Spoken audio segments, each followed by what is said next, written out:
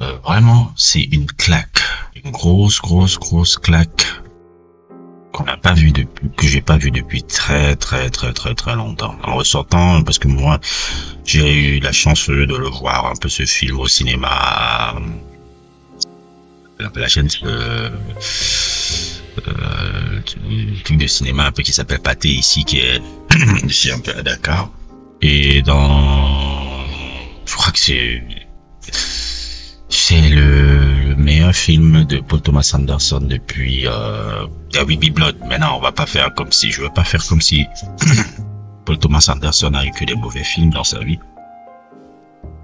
Parce que sa discographie sa filmographie plutôt, j'ai envie de dire, elle est incroyable, hein. Il y a, que ça soit Boogie Night, que ça soit Magnolia, que ça soit Punch Drunk Love, que ça soit The Master, que ça soit Phantom Thread, bien même un là qui est un peu pour moi un peu sous-coté. Celui qui est un peu sous-coté, je crois que Licorice Pizza très sous-coté et Punch Drunk Love. Et tous les deux là, c'est un peu les deux un peu plus sous-cotés de sa carrière, Ils sont excessivement génial là. David Blood, Punch Drunk Love et Licorice Pizza et Ototo avec le fils de Philip Seymour Hoffman qui est un jeune acteur très brillant que j'ai beaucoup aimé. Et globalement aussi dans le dernier dans son dernier film Battle, comment on va dire, bataille après l'autre, je vais appeler ça la bataille après l'autre et tout. Ce qui est très intéressant et tout, c'est la manière, la maestria, le scénario de ouf qui a été écrite. Mais maintenant, je peux comprendre un peu la frustration de certains critiques afro-américaines que je vois. C'est-à-dire que globalement, un peu dans les sphères un peu afro, surtout afro-américaines, le traitement des personnages un peu des femmes noires peut porter un peu à, comment on appelle ça, peut porter un peu à préjudice un peu. C'est-à-dire que, par exemple, le personnage phare, un peu, c'est qui est un peu le personnage phare un peu de ce film-là. Leonardo DiCaprio est le personnage principal, mais le personnage principal, c'est le personnage un peu de Tiana Taylor, même si on va dire qu'elle a 20 minutes, 30 minutes d'apparition à l'écran, on va dire plus ou moins 20 ou 40 minutes d'apparition à l'écran. Celle qui est un peu plus, comment dire, celle qui est un peu plus, le personnage phare, c'est le personnage joué par Tiana Taylor qui s'appelle Beverly, je crois que c'était ça un peu si je me rappelle son nom. Et ce personnage-là, elle entre un peu dans un délit de fétichisme. C'est-à-dire que plus ou moins un peu, il y a un rapport un peu fétichiste avec beaucoup de femmes noires que j'ai vu là. C'est un peu ce que je voyais par exemple dans le stream de FD Cinefier, un peu qui a une autre chaîne YouTube qui s'appelle FD Stream et tout, qui venait sur Twitch et autres et tout, et qu'il a mis sur sa chaîne YouTube là. Et il expliquait ça un peu que il a eu du mal un peu avec sa femme de regarder ce film par rapport à, il a eu du mal un peu par rapport à sa fille un peu par rapport à sa femme de regarder certaines parties du film parce que il y avait énormément de fétichisme autour des femmes noires. Il y a un romantisme sexuel, un rapport un peu sadomaso un peu avec le personnage que le méchant un peu oui, pas Sean Penn qui a un rôle incroyable. D'ailleurs, c'est un casting de ouf, mais le rôle de Sean Penn est dingue. Sean Penn, mon frère, je pense que c'est son meilleur rôle depuis très longtemps. C'est même potentiel Oscar, ça. Ça, c'est potentiel Oscar, là. Il risque d'avoir un Oscar avec ça, là. Franchement, sincèrement, c'est une des meilleures performances qu'il n'ait jamais fait depuis Harvey Milk. Depuis 2008, avec Harvey Milk, où il avait gagné des Oscars. Et il peut gagner un Oscar avec ça. Et Sean Penn, c'est vraiment un acteur, hein. Très bel acteur, hein, il a pu jouer un gay, il a pu jouer un, comment on appelle ça, il a pu jouer un gay, il a pu jouer comment on appelle encore ça, qualité de comment c'est, une variété de personnages différents. Et là, il joue un militaire complètement sadomaso, fétichiste, et tout, qui est absolument superbe. Mais globalement, il fait là un rôle incroyable. Ça, c'est futur Oscar, ça. Pour moi, je dis au moins c'est nomination. Parce que, bon, son personnage là, de la densité, de, en tout cas, il bouffe l'écran, quoi. Et c'est pas comme si, bon, Leonardo DiCaprio est aussi mauvais, hein. C'est pas comme si Leonardo DiCaprio, Benicio, Guillermo del Toro aussi apporte aussi une fantaisie aussi à son rôle. Mais globalement aussi, c'est un fabuleux film. De quoi parle le film? Parce que je parle des performances, je parle des trucs. De quoi parle réellement le film? One Battle for Another, c'est un peu un film plus ou moins un peu d'un groupe de section un peu révolutionnaire qui sort le Fresh 75, où notamment il y a le personnage de Beverly et son compagnon qui est joué par Leonardo DiCaprio, qui font des séries de coups d'état un peu plus ou moins aux États-Unis, un peu partout dans le monde, un peu pour dénoncer un peu certaines politiques capitalistes qu'elles n'aiment pas et tout, pour résumer un peu comme ça. Et la Beverly, elle a un peu l'image phare un peu de cette organisation, parce que elle est vocale, elle est charismatique, elle dénonce beaucoup de choses, elle est très expressive et tout là-bas, très à fleur de peau. Et le personnage est dense un peu par rapport à ça.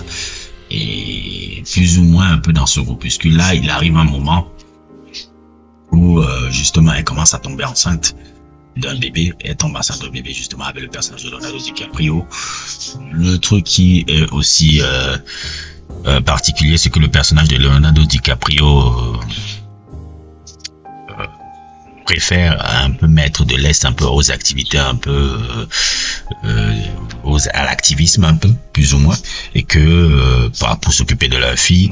Et le personnage de Beverly ne l'entend pas de cette oreille, dont elle s'amène un peu à tenter encore un peu des actes plus ou moins activistes / terroristes, un peu comme ça. Et à un moment donné de la situation, elle arrête et le truc un peu tourne mal. Comment on appelle ça, tentative un peu d'extorsion dans une banque qui tourne mal. On l'arrête, et plus ou moins après qu'on l'a arrêté, elle fait un deal où elle arrive à vendre. Elle fait malheureusement, et je pense que c'est aussi ça qui énerve encore dans le film, là où le personnage a apporté quelque chose de rebelle et tout. Elle a vendu plus ou moins tout, comment on appelle ça, elle a vendu plus ou moins de ses camarades un peu à la police pour avoir une protection policière, protection un peu du FBI, etc. Et après, elle s'enfuit encore de sa protection du FBI, là, qui avait été mise justement avec la relation qu'elle avait un peu le personnage de Sean Penn, qui est assez un peu tordu comme truc. Et il y a même un peu une sorte de ex machina un peu à la fin par rapport à cette relation-là, mais je veux pas le relever parce que c'est truc. Et au fil du temps, le film se déroule un peu comme ça. C'est un film qui était censé un peu mettre en avant un peu la politique un peu, c'est comme on appelle ça, on dit left, c'est pas la politique de gauche, mais on va dire la politique d'extrême gauche, voilà. La politique d'extrême gauche un peu qu'on peut voir aux États-Unis là par rapport à des mouvements d'activistes très forts. C'est un peu ça que le film paraissait montrer, mais j'ai l'impression que au-delà de ça, ce n'est pas vraiment un film qui est très politique, c'est plus un film d'action sous forme un peu de relation parentale, sous forme de relation paternelle un peu fort, puisque le personnage de la fille un peu de Beverly qui est maintenant occupe la deuxième partie du film, que j'ai beaucoup aimé, mais je connaissais pas cette actrice là, j'ai oublié même son nom et tout, apporte un peu une autre dimension, puisque le personnage de Sean Penn, qui est un peu le méchant un peu de ce film là, par la recherche de comment on appelle ça, part un peu à la recherche un peu de cette fille-là et tout, peut-être, et de tous les autres membres qui ont un peu disparu, un peu du F-75, c'est vraiment bien fait, mais je peux comprendre un peu je peux comprendre un peu la critique un peu des Afro-Américains. C'est un peu dommage un peu qu'il y a un peu ce truc-là, mais je les comprends, parce que bon, comme je suis afro, je dis pas que je suis forcément afro-américain, mais je comprends un peu qu'est-ce qui les gêne un peu. Il y a des scènes, c'est purement fétichiste et tout. C'est vrai que Paul Thomas Anderson, il a peut-être un peu ce côté-là aussi, un peu fétichiste avec les Noirs, comme un peu son autre compère, là, son ami de toujours, la Tarantino, où ils ont un peu que Tarantino c'est un fétichiste des pieds, un fétichiste aussi des noirs. Paul Thomas Anderson, c'est vrai qu'il peut avoir un peu ce regard-là, un peu sur la femme noire, mais il faut aussi le rappeler qu'il est marié à une femme noire. Bon, on va dire métisse, mais moi, bon, quand tu es métisse, pour moi, tu es une femme noire, tu vois un peu. Et c'est, je pense un peu, c'était la fille de Minnie Riperton avec qui il est marié. Je sais pas s'ils sont toujours mariés et tout, mais je crois qu'ils ont des enfants et tout. Il est marié avec le truc. Donc, je pense un peu, c'est son rapport un peu avec la femme noire, un peu représente un idéal bizarre dans sa tête là.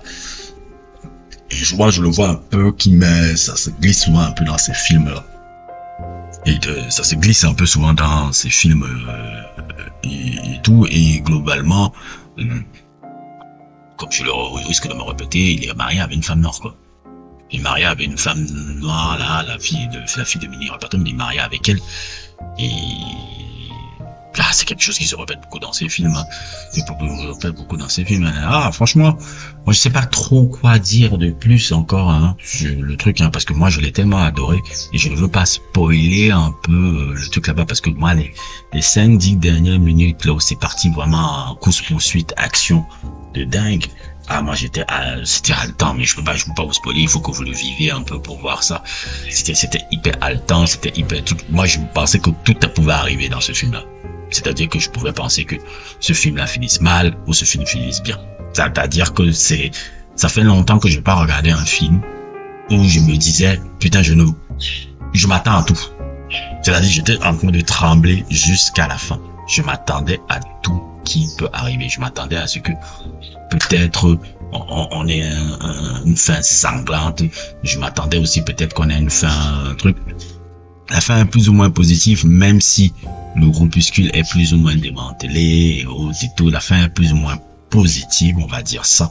Et tout, mais on met un peu des guillemets sur le positif. L'héritage un peu du personnage de Beverly continue, même si elle est un peu un personnage compliqué, on va dire un peu. On l'a rendu un peu compliqué.